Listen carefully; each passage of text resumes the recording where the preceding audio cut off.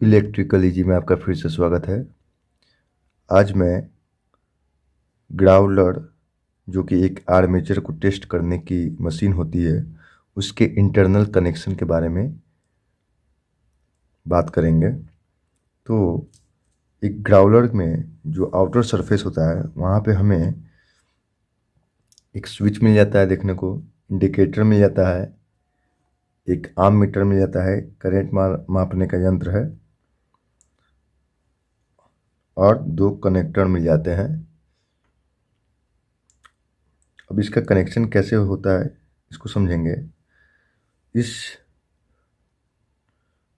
H shape वाले transformer को supply देने के लिए सबसे पहले प्लग से फेज का कनेक्शन इस प्रकार से होता है कि फेज जो है, जो रेड कलर के लाइन से दिख रहा है, ये फेज जो है स्विच में आता है, स्विच के ऊपर पॉइंट से, फिर नीचे वाले पॉइंट से ये चला जाता है इंडिकेटर में, और फिर इंडिकेटर से होते हुए ये ट्रांसफार्मर के एक टर्मिनल में कनेक्ट हो जाता है। अब न्यूट्रल देना बाकी होता है, तो दूसरे प्लग के दूसरे पिन से न्यूट्रल वाला आता है सप्लाई, और वो ट्रांसफार्मर के टर्मिनल में चला जाता है और उसी से इंडिकेटर को चला जाता है। अब इस कंडीशन में जब स्विच ऑन करते हैं तो हमारा इंडिकेटर जलने लगेगा और ट्रांसफार्मर में हमको हमिंग साउंड भी सुनाई देगा। अब बात उठता ये है, बात ये होता है कि इस एमीटर का क्या उपयोग है। तो इसका कनेक्शन अभी हम बात करेंगे। इसके एमीटर में दो टर्मिनल्स होते हैं, उन दो टर्मिनल्स में से एक का कनेक्शन एक कनेक्टर से होता है, दूसरा कनेक्शन दूसरे कनेक्टर से होता है। ठीक है, इस प्रकार से जो ग्राउलर मशीन होता है उसमें कनेक्शन इंटरनली किया जाता है। सप्लाई देने का व्यवस्था अलग से है, और एमीटर और कनेक्टर का काम होता है आर्मेचर को टेस्ट करने के काम आना। और ये कैसे टेस्ट होता है इसको हम लोग आगे देखेंगे। जैसा कि मैंने बताया कि ग्राउलर से आर्मेचर को टेस्टिंग किया जाता है, तो ये जो भी एच शेप का जो कोड है, इस टाइप का तीर का पीछे का धनुष, और तीर जो होता है तीर के पीछे किस तरह का बना होता है उसी टाइप का कंस्ट्रक्शन का दिख रहा होगा। इसमें क्या किया जाता है, आर्मेचर को इस प्रकार से रखा जाता है कि इसका कम्यूटेटर का सरफेस जो है वो हम लोग के पास में पड़े, इस प्रकार से रखा जाता है। अब रखने के बाद क्या होता है कि जिस वाइंडिंग में सप्लाई दिया जा रहा है वो प्राइमरी वाइंडिंग की तरह काम करता है ट्रांसफार्मर के, और आर्मेचर का जो ये वाइंडिंग दिख रहा है ये सेकेंडरी की तरह काम करेगा। जितना वाइंडिंग है ये सेकेंडरी की तरह काम करेगा। और क्या होगा कि फैराडेस के नियम के हिसाब से इसमें से इलेक्ट्रिकल एनर्जी ट्रांसफॉर्म होगा इसमें म्यूचुअल इंडक्शन के सिद्धांत पे, और इसमें ईएमएफ जनरेट होगा। ईएमएफ जनरेट होगा तो हमको यहाँ कम्यूटेटर सेगमेंट दिख रहा है, तो इस कम्यूटेटर सेगमेंट में हम लोग जो है ईएमएफ को मेजर करते हैं, मापते हैं। ठीक है, तो ये फैराडे के इलेक्ट्रोमैग्नेटिक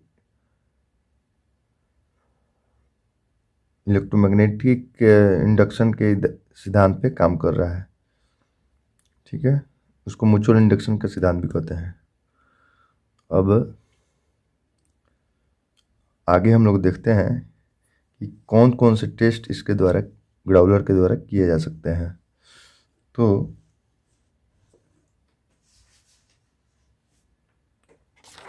इसमें देखेंगे हम लोग अर्थ टेस्ट के बारे में।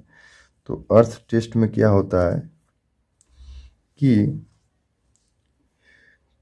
इस आर्मेचर में जो इंसुलेशन लगा होता है, जो कि कोर को और वाइंडिंग को एक दूसरे से अलग रखता है, वो इंसुलेशन पेपर अगर कहीं से झड़ जाता है, टूट जाता है, तो कंडक्टर जो है कहीं ना कहीं शाफ्ट के मेटेलिक बॉडी से या कोर के मेटेलिक बॉडी से सट जाता है और उस कंडीशन में बॉडी में करंट आ जाता है, करंट लीकेज करने लगता है। तो उसको टेस्ट करने का तरीका इस प्रकार से है, जैसे कि ये आर्मेचर रखा है, इसका कम्यूटेटर है ये। तो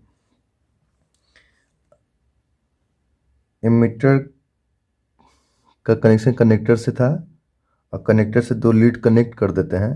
ये कह सकते हैं हम लोग कि एमीटर के दो तार को हम लोग ले लेंगे, एक तार को एक कम्यूटेटर सेगमेंट में रखेंगे, एक को एक पत्ती में, इसे कम्यूटेटर सेगमेंट कहते हैं, सेगमेंट इसे एक में रखेंगे और दूसरे को इसके शाफ्ट वाले पॉइंट में रखेंगे। अगर एमीटर का कांटा 0 से 6 एम्पियर या मतलब कोई रीडिंग बताने लगा तो इसका अर्थ क्या है कि इस आर्मेचर में फॉल्ट है, बॉडी अर्थ का फॉल्ट है। अगर नहीं बताता है तो फॉल्ट नहीं है।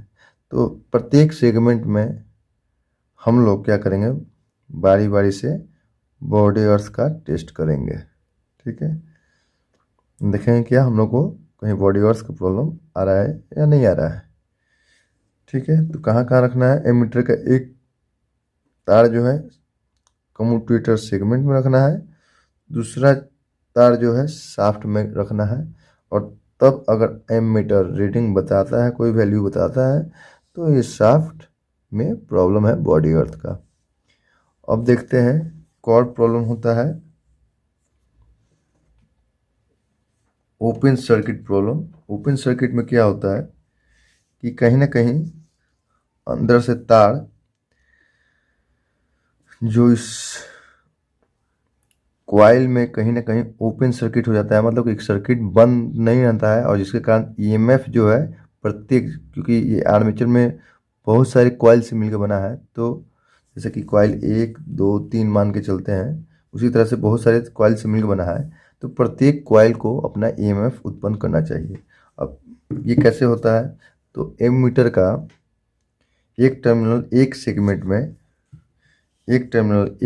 में रखेंगे, दूसरा टर्मिनल दूसरे सेगमेंट में रखेंगे, और हमारा अगर एमीटर रीडिंग देता है तो इसका अर्थ है कि कॉइल सही है, सही से काम कर रहा है, आर्मेचर वाइंडिंग सही है।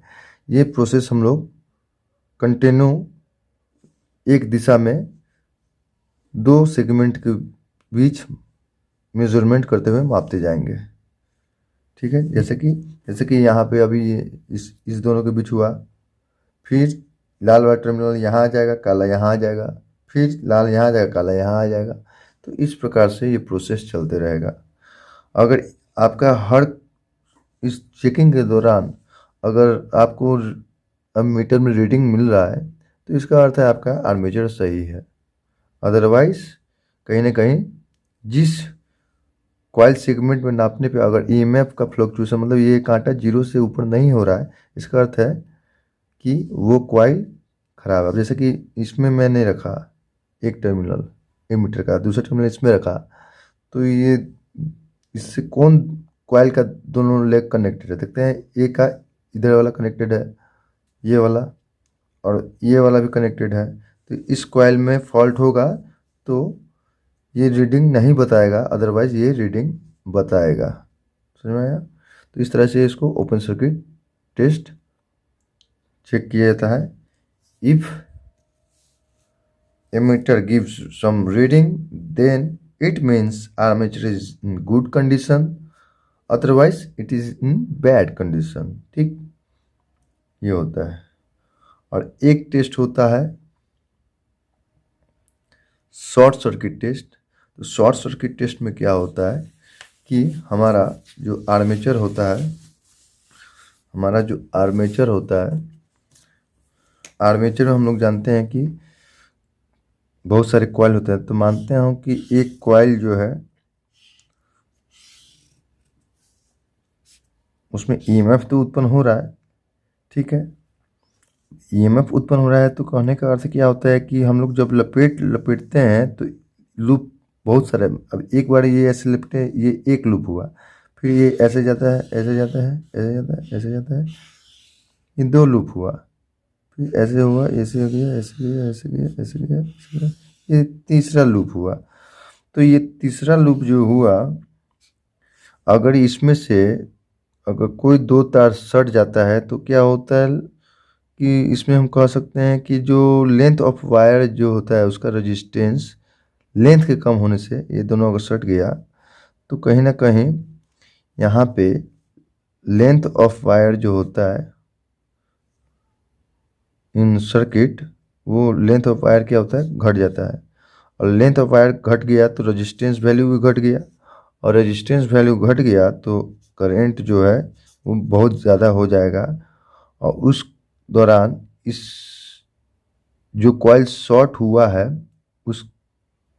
उस किनारे में मैग्नेटिक फ्लक्स ज़्यादा बनेगा जिस स्लॉट में वाइंडिंग शॉर्ट हुआ है, क्योंकि 2 किनारा होता है, एक किनारा ये हो गया यहाँ से यहाँ तक का, एक किनारा ये हुआ। तो जिस स्लॉट में वाइब्रेशन जो है मैग्नेटिक फील्ड का बहुत ज़्यादा मिल रहा है अन्य बाकी स्लॉट की तुलना में, वो स्लॉट जो है उस स्लॉट में जो तार डाले गए होंगे वो शॉर्ट हो गए होंगे, वो कहीं ना कहीं इंटरनली शॉर्ट हो गए होंगे। तो ये कैसे होता है चेक? तो इसमें क्या होता है कि